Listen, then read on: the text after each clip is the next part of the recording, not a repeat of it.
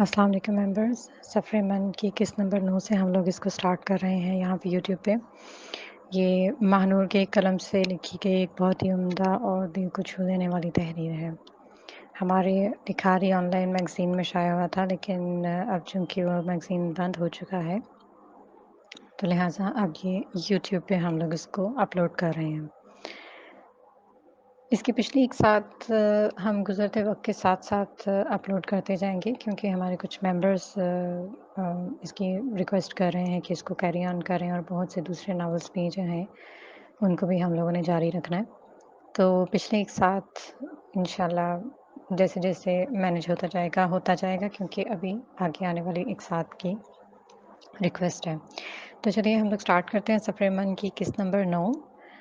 اور جس کو اس کے حوالے سے کوئی چیز چاہیے یا کوئی بات پوچھنی ہو، یا اس ناول کے حوالے سے کچھ انفارمیشن چاہیے ہو میگ کے حوالے سے کہ میگ میں ابھی تک موجود ہے، تو میگ کے بارے میں آپ کو کوئی بھی انفارمیشن چاہیے ہو تو آپ مجھ سے لے سکتے ہیں، اور آپ مجھے کمنٹ میں بتا دیجیے گا، آپ کو میگ کے بارے میں انفارمیشن دے دی جائے گی۔ اور اگر آپ نے میگ بائی کرنا ہے تو آپ بائی بھی کر سکتے ہیں، جو ہمارے اولڈ ہے۔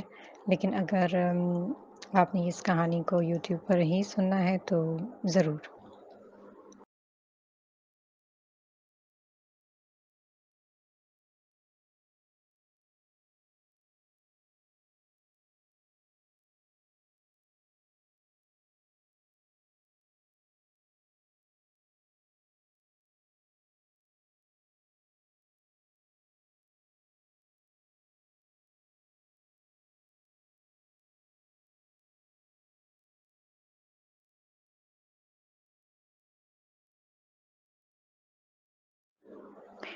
اے روح کو مطلوب شخص، تجھے کیسے بتائیں تیری ضرورت ہے اور بے تحاشا ہے۔ عائشہ بیبو جی کے بلاوے پر کچھ پریشان ہو گئی تھی، مگر دیر نہیں کی اور فوراً بیبو جی کے کمرے میں آئی۔ ابھی اس نے سلام دعا کرنا ہی تھا جب انہوں نے پوچھا، کون ہے وہ؟ عائشہ کا رنگ پھک اڑا۔ کون؟ زبان لڑکھڑائی تھی، لہجہ ٹوٹا تھا۔ وہی جو تیرے چہرے کی رونق لے گیا ہے، تیری آنکھوں کی روشنی گل کر گیا ہے۔ بیبو جی کے الفاظ عائشہ کو مزید حیران کر گئے۔ چہرے کی اداسی گہری ہو گئی، بول نہیں سکتی تھی، ساکت تھی، جمود ایسا تھا کہ لب نہیں ہلا سکی، بس خاموشی سے نگاہیں جھکا کر کرسی پر بیٹھ گئی۔ یہ خاموشی ہی اس کی خاموش اقرار تھا کہ کوئی تھا۔ اس خاموشی کو اپنا مقدر بنا لے عائشہ، زبان پر بھاری تالے ڈال لے، اپنے پیروں میں لوہے کی زنجیر ڈال لے، تاکہ تیرے قدم دل کے اکسانے پر اس حویلی کی دیواریں پھلانگ نہ سکے۔ لہجہ ٹھہرا ہوا تھا مگر رنجیدہ تھا۔ لوگ کہتے ہیں بیٹیاں جوان ہو جائیں تو گھروں کے در و دیوار اونچے کر لینے چاہیے، پر میں ایسا نہیں سوچتی۔ میں سمجھتی ہوں یہ در و دیوار کب جانے والوں کو روک سکے ہیں۔ یہ نہ تو آنکھوں کے خواب دیکھنے سے روک سکتے ہیں اور نہ ہی دل کے دھڑکنے کی ترتیب کو بدل سکتے ہیں، بس اللہ کی دی ہدایت ہی بھٹکنے سے روک سکتی ہے۔ ضمیر کی آواز ہی پیروں کی زنجیر بن سکتی ہے۔ انہوں نے اپنے مخصوص انداز میں سمجھایا، وہ ہمیشہ ایسے ہی سمجھایا کرتی تھیں۔ سخت یا جسمانی مار پیٹ کی بجائے لفظوں سے مات دینے کی عادت تھی۔ ان کے لفظوں کا اثر سامنے والے کے ذہن پر گہرے نقوش چھوڑتا تھا۔ بظاہر عائشہ کے لبوں پر خاموشی کی مہر تھی، مگر اس کی شیشہ رو آنکھوں میں اس کے دل کا غم و رنج ملال چمک رہا تھا۔ اور اگلے ہی پل وہ ضبط کی انتہا کیے کرسی سے اٹھی اور بیبو جی کے سامنے کھڑی ہو کر گویا ہوئی۔ آپ کو در و دیوار اونچے کرنے کی ضرورت نہیں، میں جانتی ہوں۔ روایات کی سولی پر ہمیشہ خواب اور پاکیزہ جذبے ہی چڑھتے ہیں۔ میری آنکھوں میں دیکھ لیجئے بیبو جی، آپ کو کوئی بغاوت کا عنصر نظر نہیں آئے گا۔ میری آنکھوں نے خواب سجائے ضرور ہے، پر کبھی تعبیر پانے کی خواہش نہیں کی۔ قربانی کا جذبہ ہمیشہ میرے جذبات میں مسلط رہا ہے۔ وہ زخمی لہجے میں اپنی سوچ خیالات بیان کر رہی تھی۔ خواہش کی آنکھوں میں خواب کانٹے کی طرح چبھ رہے تھے۔ آپ میری طرف سے بالکل بے فکر ہو جائیں، آپ کے فیصلے کو میں اپنی قسمت کا لکھا سمجھ کر قبول کرنے کو تیار ہوں۔ عائشہ کی آنکھوں میں چھپے بے پناہ دکھ نے بیبو جی کے دل کو برچھی بن کر کاٹا تھا، پر وہ کہہ کچھ نہ سکی۔ عائشہ کو کوئی تسلی دلاسا نہ دے سکی، بس عائشہ کے سر پر اپنا کانپتا ہوا ہاتھ رکھا اور اگلے ہی پل خشک آنکھوں میں سمندر سموئے وہ کمرے سے نکل گئی تھی۔ عجیب کھیل کھیلا تھا بیبو جی نے۔ باقر زمان کی شرط تو پوری کر دی تھی، مگر سب جان کر بھی انجان بن گئی تھی۔ انہوں نے عقل پر جذبات کو غالب نہیں ہونے دیا تھا۔ اس کی آنکھوں کی تحریر پڑھ کر ہی اسے حکم دے دیا تھا کہ وہ تحریر خود ہی مٹا دے۔ ستم کی انتہا تھی اور عائشہ کے صبر کی بھی۔ کہاں سے آ رہی ہو؟ نفیسہ نے چاولوں سے کنکر چنتے ہوئے پوچھا تو وہ صحن میں چارپائی پر بیٹھی ہوئی تھی۔ وقت عصر کے قریب تھا۔ بیبو جی سے ملنے گئی تھی، سنبھل کر جواب دیا، لہجہ مضبوط رکھا۔ یہ نہیں بتایا کہ انہوں نے خود بلوایا تھا؟ کیوں؟ دو ٹوک پوچھا اور عائشہ کی طرف میں نے خز نگاہ سے دیکھا۔ بس ویسے ہی؟ عائشہ نگاہیں چرا گئی۔ میں جو کچھ بھی کر رہی ہوں نا، تیرے بھلے کے لیے ہی کر رہی ہوں۔ آج نہیں تو کل باقر اس لڑکی کو طلاق دے دے گا۔ بیبو جی ایسا کروائیں گی، یقین ہے مجھے۔ پھر دیکھنا کیسے سب ٹھیک ہوتا ہے۔ راج کرے گی تو راج اس محل پر، انشاءاللہ۔ اس بے قصور کو طلاق دلوا کے آپ کو لگتا ہے کہ میرے مقدر میں خوشیاں لکھ دی جائیں گی؟ اس کی امیدوں کا محل گرا کے کس محل پر میں راج کروں گی؟ اللہ سے ڈریں امی، آپ کے ایسے بڑے بولوں سے دل دہل جاتا ہے۔ وہ اتنی بات کر کے نفی میں سر ہلاتی ہوئی آگے بڑھ گئی اور پیچھے نفیسہ بیگم منہ میں بڑبڑاتی رہ گئی۔ وڈی آئی مجھے سمجھانے والی۔ اس کے ارادے اٹل تھے۔ چند دن موسم خراب رہا تھا، وقفے وقفے سے بارش ہو رہی تھی اور یہ بارش سردیوں کی نوید ساتھ لائی تھی۔ گرم لو اب ٹھنڈی ہوا کے جھونکوں میں بدل رہی تھی۔ نومبر کا آغاز تھا، سائے تیزی سے ڈھلنے لگے اور شامیں سرد اور گہری اندھیری ہونے لگی۔ اونچے لمبے درختوں پر زردی چھانے لگی تھی۔ فضا میں عجیب سا سناٹا تھا۔ اچانک موسم بدلنے کا بوجھل پن تھا۔ خزاں کی نوید سے ہی ہر طرف ویرانی محسوس ہونے لگی تھی۔ شنایا کے لیے یہ موسم، یہ آب و ہوا بالکل نئی تھی اور اس آمد خزاں میں درختوں سے کہیں زیادہ ویرانی خالی پن شنایا کے اندر اترا ہوا تھا۔ جان لیوا نومبر کی خاموش سرد تنہا شامیں، خنکی میں بے بس یادوں کی برساتیں، سوچوں خیالوں پر سرد پن کی بھاری جمی تہ، ان گزرے چند ماہ میں اس کے اندر بہت کچھ بدل گیا تھا، یوں جیسے اس کی تعمیر نو شروع ہوئی تھی۔ اس کے اندر کی ٹوٹ پھوٹ کی کانوں کان کسی کو خبر نہیں ہوئی تھی۔ اس کے اندر کے بدلاؤ کے ساتھ ساتھ اس کی ظاہری شخصیت میں بھی بدلاؤ آیا تھا۔ سبھی چہرے کی رونق شوخ پن ماند پڑ گیا تھا۔ آنکھوں کے گرد ہلکوں کی سیاہی، لبوں پر ہر وقت خشکی کی ایتیں جمی رہتی تھی۔ وقت کسی کا لحاظ نہیں کرتا، یہ کھرے کو کھرا اور کھوٹے کو کھوٹا ثابت کر دیتا ہے۔ یہ آئینے کی طرح ہوتا ہے، اس میں دیکھنے والے کو اپنا عکس صاف صاف دکھائی دیتا ہے۔ بہتے دھارے کی مانند وقت کے ساتھ ساتھ شنایا کی انا کا پودا بھی مرجھانے لگا تھا۔ پہلے جن باتوں پر اسے غصہ آتا تھا، اب اسے دکھ ہوتا تھا، اپنی بے وقوفی پر تکلیف ہوتی تھی۔ یہ حیرت انگیز تبدیلی اس کے اندر رونما ہوئی تھی۔ جب سے اسے باقر زمان کے نمبر بدلنے کا یقین ہوا تھا، اس نے اسے کال کرنے کی کوشش ہی نہیں کی تھی اور نہ ہی اس سارے عرصے میں وہ خود گاؤں آیا تھا۔ باقر زمان کو یاد کرنے لگی تھی وہ۔ ایک بار اسے دیکھنے کی عجیب سی تمنا دل میں جگی تھی۔ کان اس کی آواز کے لمس کو محسوس کرنا چاہتے تھے۔ وہ جس جذبے کو ضد، انا، جنون کا نام دیتی تھی، ان جذبوں کے نیچے چھپی محبت اب سر اٹھانے لگی تھی۔ وہ خود کو پہلے سے کہیں زیادہ بے بس، لاچار محسوس کرنے لگی تھی۔ اس کے اندر جگے ان جذبوں نے اسے مزید مشکل میں ڈال دیا تھا۔ ان مشکلات کی وجہ ایک ہی شخص تھا اور ان کا حل بھی ایک ہی شخص تھا، اور وہ باقر زمان تھا۔ لکھی حویلی کے حالات بھی خلاف معمول ہو گئے تھے۔ رشتوں سے جڑی امیدوں کی گوٹیاں بکھرنے لگی تھی۔ احساس کی شدت پر سرد مہرے کی برف جمنے لگی تھی۔ بیبو جی نے گلزار احمد اور نفیسہ کو بتایا تھا کہ باقر زمان عائشہ سے شادی کے لیے راضی ہو گیا ہے، مگر نفیسہ نے صاف الفاظ میں واضح کر دیا تھا کہ جب تک شنایا کو طلاق دے کر اس حویلی سے نہیں نکالا جائے گا، تب تک عائشہ کا نکاح باقر سے نہیں ہوگا، اور جب عائشہ اور باقر کی شادی نہیں ہوگی تو زہیب اور اسباح کا رشتہ بھی ٹوٹا ہی سمجھے۔ یہ اس نے حتمی فیصلہ سنایا تھا۔ اس بات پر گلزار احمد اور نفیسہ کی کافی تو میں بھی ہو گئی تھی، اور ان لوگوں نے شام کو بیبو جی کے دسترخوان پر آنا بھی چھوڑ دیا تھا۔ نفیسہ نے عائشہ اور زہیب کو روک دیا تھا۔ صرف گلزار احمد تھا جو بیبو جی کے پاس چکر لگا لیا کرتا تھا۔ یوں رشتوں کے ٹوٹنے پر نہ صرف گھر کی خادمائیں حیران و پریشان تھیں، بلکہ گاؤں میں بھی یہ جنگل میں لگی آگ کی طرح بات پھیل گئی تھی۔ طرح طرح کی باتیں، پیشین گوئیاں، تبصرے سب شروع ہو گئے تھے۔ جتنے منہ اتنی باتیں ہونے لگی تھیں۔ اس ساری صورتحال نے بیبو جی کو سوچوں کی بہت گہری کھائی میں پھینک دیا تھا، ایسی کھائی جہاں صرف اندھیرا تھا، کوئی روشنی کی کرن نہیں تھی، مگر ایک ذات ہے جو انسان کو اندھیرے سے اجالے کی راہ دکھاتی ہے، اور وہ اللہ کی ذات ہے۔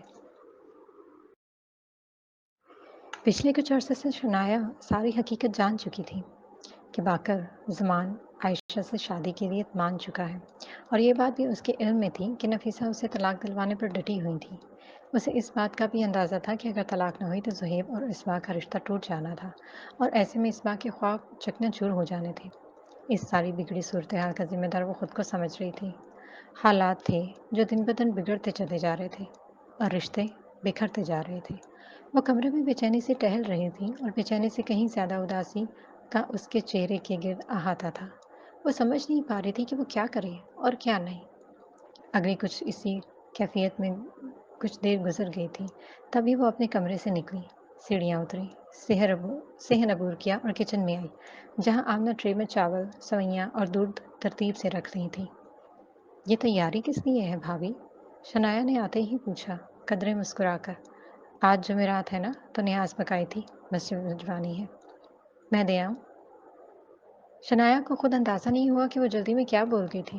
پہلے تو آمنہ نے اسے کچھ چونک کر دیکھا، پھر مسکرائی اور کہا، ہاں کیوں نہیں، دے آؤ؟ اکیلی چلی جاؤ گی؟ فکر سے پوچھا۔ ہاں چلی جاؤں گی، دھیما سا کہا اور آگے بڑھ کر ٹرے اٹھا لیا اور کچن سے نکل گئی تھی۔ تبھی آمنہ نے پیچھے سے کہا، ایرم کو ساتھ لیتی جا، اکیلی کیسے؟ میں چلی جاؤں گی بھابھی، فکر نہیں کرے، انجان راستوں پر چلنے کی پرانی عادت ہے میری۔ اداس سا مسکرا کر جواب دیا اور پھر وہاں سے چل دی تھی۔ وہ بے خبر تھی کہ اس بات سے کہ اس کا ہر آگے بڑھتا قدم اسے ایک نئے سفر پر ڈالنے لگا تھا، ایسا سفر جو اس کی سوچ کو نیا رخ دینے والا تھا، اس کے جینے کے ڈھنگ کو بدلنے والا تھا۔ وقت کروٹ لے رہا تھا، اور وقت کروٹ لے تو بہت کچھ بدل جاتا ہے، سوچ بدل جاتی ہے، خیال بدل جاتے ہیں، زندگی کی ترجیحات بدل جاتی ہیں، اور جب ترجیحات بدلیں تو عمل خود بخود بدلنے لگتے ہیں، اور نتائج بھی عمل کے مطابق ہی نکلتے ہیں۔ وہ گلی میں چل رہی تھی جو کافی کھلی تھی، آتی جاتی خواتین اسے مڑ مڑ کر دیکھ رہی تھیں، اور دیکھ کر سرگوشیاں بھی شروع کر دی تھیں۔ وہ جانتی تھی یہ رات کے اندھیرے میں حویلی آئی ہے، اور جب سے آئی تھی باقر زمان ایک بار بھی گاؤں نہیں آیا تھا۔ کافی مرد بھی تھے جو اسے دیکھ رہے تھے، کچھ عجیب نظروں سے اور کچھ رشک سے۔ اس نے براؤن رنگ کا سادہ سا سوٹ زیب تن کر رکھا تھا، لانگ قمیض اور کیپری، بند جوتے۔ نومبر کا آغاز تھا، خنکی کا بھرپور احساس تھا۔ پرنٹڈ دوپٹہ جو اس نے سر پر اوڑھ رکھا تھا، اور اس کے دوپٹے نے اس کے آدھے ماتھے کو چھپا رکھا تھا۔ وہ بہت اعتماد سے چل رہی تھی، چال میں کوئی جھجک نہ تھی، اسے لوگوں کی نظروں سے کوئی فرق نہیں پڑ رہا تھا۔ وہ گلی عبور کر کے مڑی، اور وہیں مسجد، کونے میں مسجد تھی، وہ مسجد کے سامنے رک گئی۔ اسے ہمت نہیں ہو رہی تھی کہ آگے بڑھنے کی قدم جیسے ایک پل میں بے حد بھاری ہو گئے تھے۔ اس نے وہیں کھڑے کھڑے چند پل کشمکش میں لب کاٹے، تھوک نکل کر خشک حلق تر کیا، جوتے اتارے، پہلے دایاں پاؤں اور پھر بایاں پاؤں اندر رکھا۔ مسجد میں داخل ہوتے ہی اس کی ٹانگیں تو کیا، پورا وجود لرز گیا۔ شاید زندگی میں پہلی بار اس نے مسجد میں قدم رکھا تھا۔ وہ خود کو سنبھالتی آگے بڑھی۔ وہ نہیں جانتی تھی کہ اس کے لیے اب نئے در کھلنے والے تھے۔ وہ بھاری قدم اٹھاتی صحن عبور کرتی برآمدے میں پہنچی، جہاں سفید داڑھی والے بزرگ تلاوت قرآن پاک میں مشغول تھے۔ السلام علیکم، شنایا نے گھٹی سی آواز میں سلام کیا۔ ہیلو حال کرنے والی شنایا کے لیے سلام کرنا بھی بے حد مشکل کام ثابت ہو رہا تھا۔ بزرگ نے مسکرا کر اوپر دیکھا، سلام کا جواب دیا اور ہاتھ کے اشارے سے شنایا کو بیٹھنے کا کہا۔ وہ بیٹھ گئی، ٹرے وہیں رکھ دیا۔ میں نے تجھے پہچانا نہیں تھی رانی، انہوں نے قرآن پاک کے گرد خوبصورت غلاف لپیٹتے ہوئے پوچھا، اور مزید بولے، تو بھی کیا سوچے گی دھی رانی بھی کہہ رہا ہوں اور پہچان بھی پوچھ رہا ہوں۔ میں وہ اس نے باقر زمان کہنا چاہا، پھر یکدم زبان کو پلٹا اور کہا، میں بیبو جی۔ وہ سمجھ نہ سکی اپنا کیا تعارف کروائے، یعنی ایسی مشکل پڑا تو کبھی اسے پیش نہیں آئی تھی۔ اب کچھ تو بدل گیا تھا، یا بہت کچھ۔ اپنے تعارف کے لیے اسے نئے سرے سے الفاظ ترتیب دینے تھے، اس کے لیے نہ جانے اسے کتنا وقت درکار تھا۔ اچھا سمجھ گیا، تو بیبو جی کی نونھ ہے۔ جو شہر سے آئی تھی ان کا لہجہ شرینی لبوں ان کا شرینی لہجہ لب و لہجہ تھا۔ نیک صفت لوگوں کی صحبت اختیار کرنے سے شیطان کی ہتھ کنڈوں سے بچا جا سکتا ہے۔ جی، یہ نیاز بھیجی ہے انہوں نے، اور کچھ توقف کے بعد پوچھا، ایسے کیا دیکھ رہے ہیں آپ؟ وہ ان کے بغور دیکھنے پر حیران تھی۔ کس چیز کی تلاش میں ہے دھیرانی؟ اس جملے پر وہ اچھا خاصا چونکی اور بے ساختہ اس کی زبان سے پھسلا۔ سکون کی۔ یہ الفاظ اس کے بے سکون من کے کونے میں چھپے ہوئے تھے، جو یوں بے اختیار منہ سے نکل گئے تھے۔ امام صاحب مسکرا دیے۔ اگلے ہی پر وہ کچھ خجل سی ہو کے اٹھی تھی، تبھی امام صاحب نے پوچھا نرمی سے، کہاں کہاں تلاش کیا؟ سچ سچ بتانا دھیرانی۔ وہ صاحب باطن شناس تھے۔ وہ کوئی جواب نہیں دے سکی، بس اتنا کہا، میں چلتی ہوں۔ جانے لگی تو اچانک رکی اور مڑ کر کہا، میں پھر آؤں گی امام صاحب۔ جانتا ہوں تو آئے گی، پر اب جب آنا تو سچ بولنے کی ہمت ساتھ لانا۔ مجھ سے نہ صحیح پر خود سے سچ ضرور بولنا دھیرانی۔ پہلی بار بولنا مشکل لگے گا، پر آگے آسانی ہی آسانی ہوگی انشاءاللہ۔ یہ کہہ کر انہوں نے ٹرے آگے سرکائی اور کچھ پڑھنے لگے۔ پھر وہ رکی نہیں، باہر کی جانب قدم بڑھا دیے تھے۔ واپسی کا سفر اس نے بہت تیزی سے کیا تھا اور حویلی پہنچتے ہی اپنے کمرے میں چلی گئی تھی۔ سلام میڈم۔ ارے آؤ آؤ شہزاد، کام ہوا؟ ریا نے فائل نیچے رکھتے ہوئے پوچھا اور صوفے پر بیٹھ گئی۔ اسے بھی بیٹھنے کا اشارہ ہاتھ سے کیا تو وہ بیٹھ گیا، اور بیٹھتے ہی کہا، ہو گیا کام؟ مگر وہ جملہ ادھورے چھوڑے چپ ہو گیا۔ تبھی ریا نے ایک ادا سے بال پیچھے کی، دلفریب سا مسکرائی بولی، بس بس میں سمجھ گئی۔ کہہ کر وہ اٹھی اور اپنے کمرے میں گئی۔ کچھ دیر بعد واپس آئے تو اس کے ہاتھ میں ایک کاغذ تھا، یہ جو یقیناً چیک تھا۔ اس نے گیسٹ روم میں آ کر چیک شہزاد کی طرف بڑھایا اور چیک پکڑتے ہی اس نے ایک چھوٹا سا لفافہ ریا کو تھما دیا۔ وہ چند پل چیک کو دیکھتا رہا، خوشی اس کے چہرے سے چھلک رہی تھی۔ لالچ نے اس کی آنکھوں کا نور چھین لیا تھا اور دل کا ایمان بھی۔ شکریہ کہہ کر وہ جانے لگا تو ریا نے اسے روکا اور وارن کیا، دوبارہ میرے گھر یا آفس نہیں آنا۔ کوئی بھی بات کرنی ہو مجھے کال کر لینا، اور ہاں محتاط رہنا، باقر زمان بہت شاطر ہے، سمجھ گئے؟ جی۔ اس نے بس اتنا ہی کہا اور وہاں سے چلا گیا۔ ریا نے صوفے پر بیٹھ کے ہی لفافے کو کھولا تھا، 2 انگلیوں کی مدد سے اس میں سے USB نکالے، مسکرا کر اسے ہوا میں اچھالا۔ یک کے بعد دیگر یہ عمل 2 سے 3 بار دہرایا۔ باقر زمان، یہ تمہارا خواب ہے جو میں نے چپکے سے چرا لیا۔ اس کی تعبیر اب مجھے ملے گی، یعنی ریا سرفراز کو۔ اس نے باقر زبان پر افسوس کیا اور پھر ہنس کر فون کو اٹھایا اور کال اطہر حمدانی کو ملا دی۔ آخر اس کا مشن کمپلیٹ ہوا تھا۔ جشن منانا تو بنتا تھا، وہ باقر زبان کو دھوکہ دینے میں کامیاب رہی تھی۔ اطہر نے ریا سے بات کر کے فون میز پر رکھا اور چلتا ہوا ڈریسنگ ٹیبل کے سامنے آ کھڑا ہوا۔ اس کے کانوں میں ریا کے الفاظ گونجے، رقیب سے بڑا بھی کوئی دشمن ہوتا ہے؟ نہیں ہوتا، بالکل بھی نہیں ہوتا۔ اطہر کے من نے گواہی دی، باقر زمان کے لیے تم نے مجھے چھوڑا، ہاؤ ڈے یو۔ وہ کسی ناک کی طرح پھنکارا، آنکھیں رقابت کی آنکھ میں جل رہی تھی۔ اس کے ذہن میں صرف ایک اور صرف باقر زمان سوار تھا۔ وہ اب شنایا کی بجائے باقر زمان کو یاد کرتا تھا، اس کا ذکر کرتا تھا، اسے تباہ کرنے کے لیے منصوبے بناتا تھا، اور کبھی کبھی تو اس کی ذہنی حالت ایسی ہو جاتی تھی کہ وہ باقر زمان کو جان سے مارنے کے متعلق سوچنے لگتا تھا، اور یہ آگ اس کے اندر ریا نے بھڑکائی تھی، اور ابھی وقتاً فوقتاً وہ بھڑکتی آگ پر مزید تیل ڈالتی رہتی تھی۔ وہ نہیں چاہتی تھی کہ یہ آگ بجھے، یہ رقابت کی چنگاری راکھ ہو، اور اس کی یہ کوشش کامیاب ہو رہی تھی۔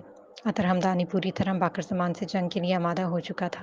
محبت کی طرح نفرت بھی بہت طاقتور جذبہ ہے۔ جس طرح محبت دل کو جکڑ لیتی ہے، اسی طرح نفرت بھی دل و دماغ پر حاوی ہو جاتی ہے۔ ان دونوں جذبوں میں صرف احساس کا فرق ہوتا ہے، ورنہ اس کی شدت ایک جیسی ہی ہوتی ہے۔ جس طرح محبت میں محبوب سوچ خیال کا محور بن جاتا ہے، وہ صبح کا پہلا خیال اور رات کی آخری سوچ بن جاتا ہے۔ 24 گھنٹے دل اسی کی ذات میں الجھا رہتا ہے۔ اس کے لیے اچھا سوچنا، خود سے زیادہ اس کی پرواہ کرنا، اس کی لمبی زندگی، خوشی، کامیابی کی دعا مانگنا، اسے سامنے دیکھ کر سرور سے آپے سے باہر ہو جانا، اس طرح 24 گھنٹے رقیب بھی سر پر سوار رہتا ہے۔ انسان اپنی کامیابی کی بجائے اس کی ناکامی، بربادی کے منصوبے بناتا رہتا ہے، اس کی ناکامی پر خوش ہوتا ہے اور کامیابی پر اداس۔ अतर हमदानी का हाल भी कुछ ऐसा ही था। बाकर ज़मान पूरी तरह उसके हवासों पर सवार हो चुका था। वो महबूब से ज़्यादा रकीब के बारे में सोचना चाहता था। उसकी खुशियाँ बर्बाद करने के बारे में हर वक्त सोचता रहता था।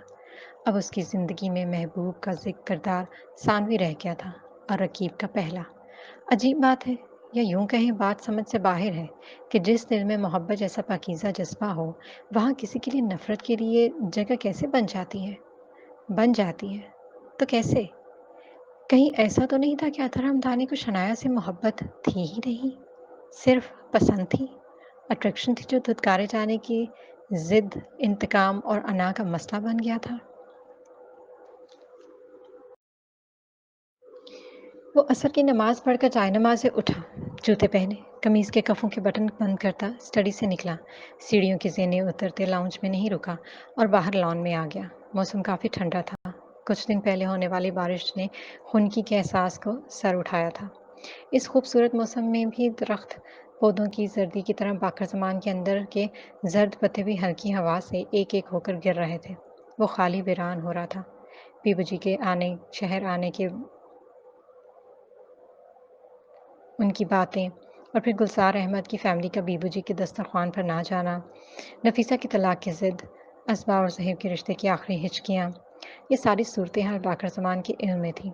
वो सोचों की गहरी घुमन घेरियों में फंसा हुआ था, और 2 दिन पहले नासिर ज़मान ने जो कॉल करके उसे मायूसी का इज़हार किया था, इन लफ्ज़ों की गूंज भी बाकर ज़मान की समातों में बरकरार थी। मुझे तुमसे ये उम्मीद नहीं थी बाकर ज़मान। मैंने अपने बाग की पग तेरे सर पर रखी थी।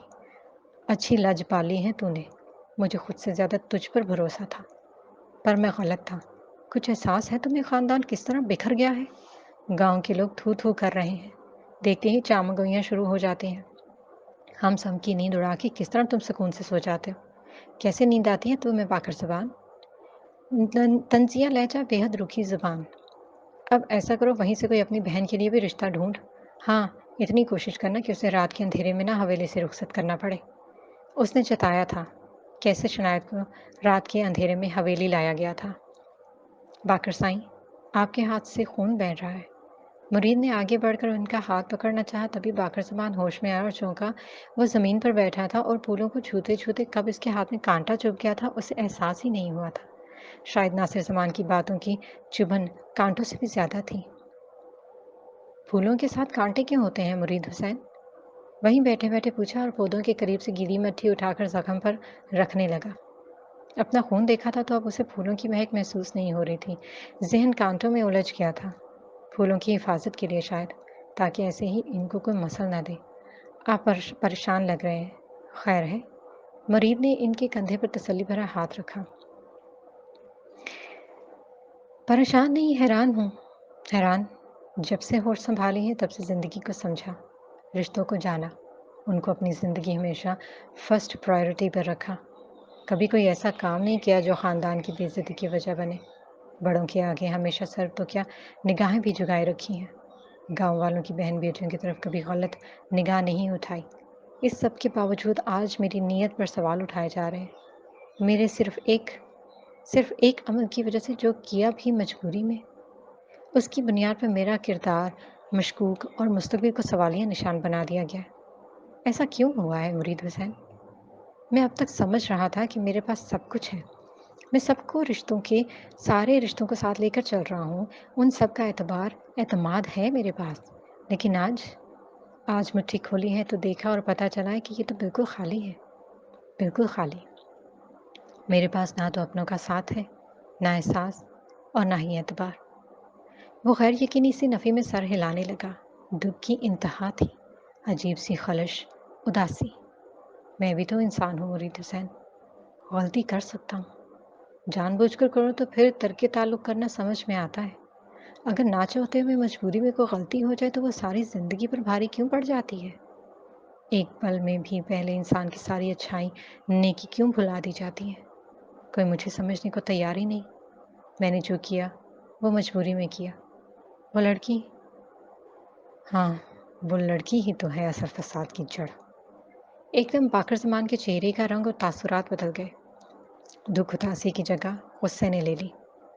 लहजा रूखा करख्त हो गया।